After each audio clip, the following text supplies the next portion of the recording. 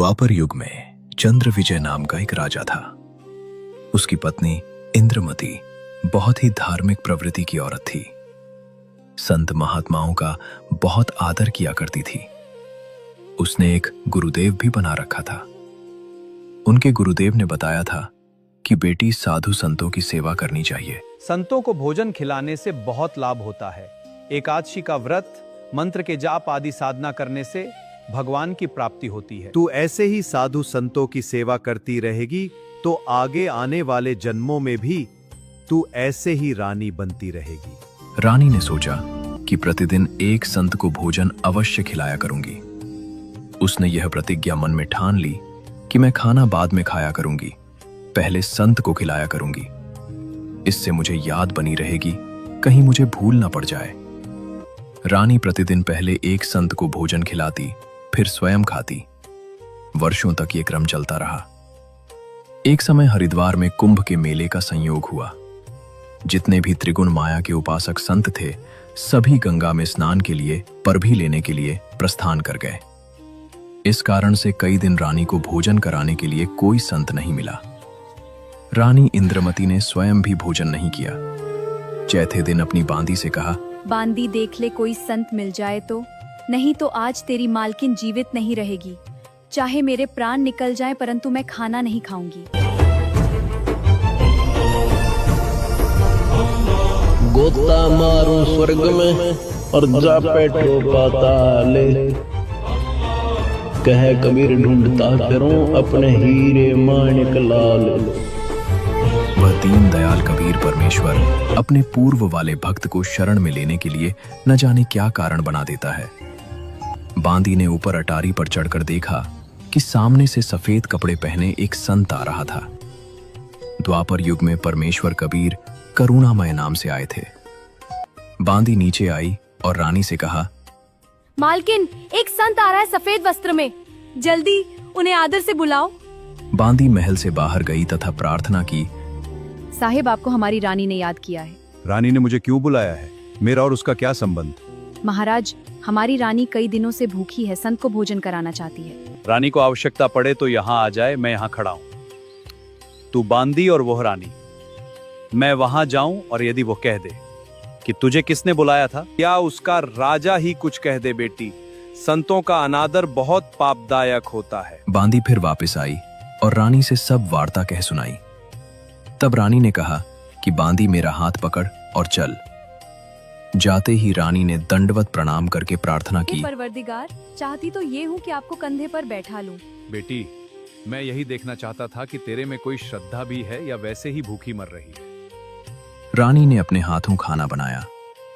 करुणामय रूप में आए कबीर देव ने कहा कि मैं खाना नहीं खाता, मेरा शरीर खाना खाने का नहीं है।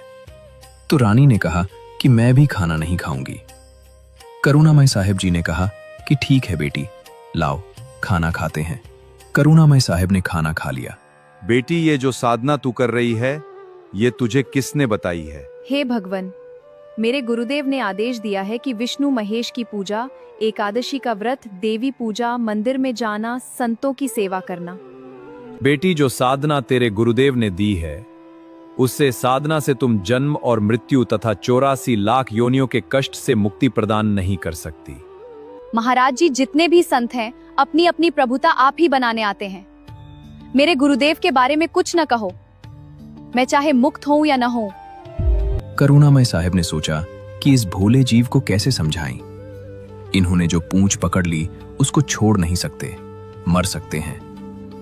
करुणामय साहिब ने कहा, बेटी, वैसे तो तेरी इच्छा है, मैं निंदा नहीं कर रहा। क्या मैंने आपके गुरुदेव को गाली दी है या कोई बुरा कहा है? मैं तो भक्ति मार्ग बता रहा हूं कि यह भक्ति शास्त्र विरुद्ध है। तुझे पार नहीं होने देगी और नहीं तेरा कोई आने वाला कर्म दंड कटेगा। और सुन ले, आज से तीसरे दिन तेरी मृत्यु हो जाएगी। न तेरा गुरु बचा सकेगा और न तेरी ये नकली साधना बचा सकेगी। जब मरने की बारी आती है फिर जीव को डर लगता है, वैसे तो नहीं मानता। रानी ने सोचा कि संत झूठ नहीं बोलते, कहीं ऐसा ना हो कि मैं तीसरे दिन ही मर जाऊं। इस डर से करुणामय साहिब से पूछा, हे महात्मा, क्या मेरी जान बच सकती है? बच सकती है, तुझे नाम उपदेश लेना पड़ेगा और पिछली साधनाओं को त्यागना पड़ेगा। इंद्रमती ने कहा, मैंने सुना है कि गुरुदेव नहीं बदलना चाहिए, पाप लगता है। कबीर साहब ने कहा कि नहीं पुत्री, यह भी तेरा भ्रम है। एक वैद्य से औषधि ना लगे तो क्या दूसरे से नहीं लेते? इसको छोड़ना पड़ेगा। वैसे तो नहीं मानती, परंतु मृत्यु दिखने लगी कि संत कह रहा है तो कहीं बात न बिगड़ जाए। ऐसा विचार करके इंद्रमती ने कहा कि जैसे आप कहोगे मैं वैसे ही करूंगी। करुणामय साहब ने उपदेश दिया, तीसरे दिन मेरे रूप में काल आएगा, तू उससे बोलना मत। जो मैंने नाम दिया है 2 मिनट तक इसका जाप करना, 2 मिनट के बाद उसको देखना है, उसके बाद सत्कार करना है। वैसे तो गुरुदेव आए तो अति शीघ्र चरणों में गिर जाना चाहिए। ये मेरा केवल इस बार आदेश है। ठीक है गुरुदेव। रानी को तो चिंता बनी हुई थी, श्रद्धा से जाप कर रही थी। करुणामय साहब का रूप बनाकर गुरुदेव रूप में काल आया, आवाज लगाई, बेटी इंद्रमती आंखें खोलो, देखो मैं तुम्हारा गुरुदेव आया हूं। इंद्रमती। उसको तो पहले ही डर था, स्मरण करती रही, काल की तरफ नहीं देखा। 2 मिनट के बाद जब देखा तो काल का स्वरूप बदल गया।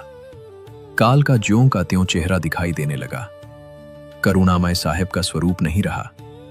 जब काल ने देखा कि तेरा तो स्वरूप बदल गया, वो जान गया कि इसके पास कोई शक्ति युक्त मंत्र है। इस बार तो तू बच गई, तुझे अगली बार देखूंगा।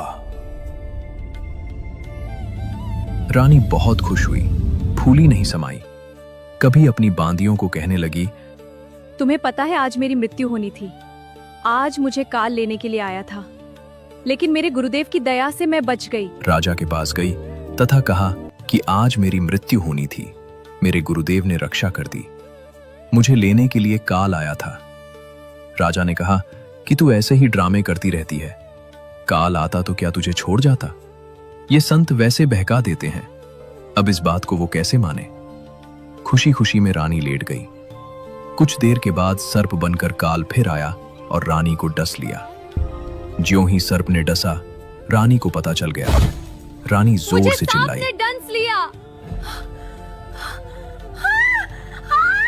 गुरुदेव बचाओ! अपने गुरुदेव को पुकार कर रानी बेहोश हो गई। नौकर भागे। देखते ही देखते एक मोरी में से वो सर्प घर से बाहर निकल गया। करुणामय साहब वहां प्रकट हो गए, लोगों को दिखाने के लिए मंत्र बोला और इंद्रमती को जीवित कर दिया। आपने मुझे बचा लिया भगवान, अगर आप नहीं होते तो मेरा क्या होता? इंद्रमती, इस काल को मैं तेरे घर में घुसने भी नहीं देता और ये तेरे ऊपर हमला भी नहीं करता, परंतु तुझे विश्वास नहीं होता। तू ये सोचती कि मेरे ऊपर कोई आपत्ति नहीं आनी थी। गुरुजी ने मुझे बहका कर नाम दे दिया, इसलिए तेरे को थोड़ा सा झटका दिखाया है, नहीं तो बेटी तेरे को विश्वास नहीं होता।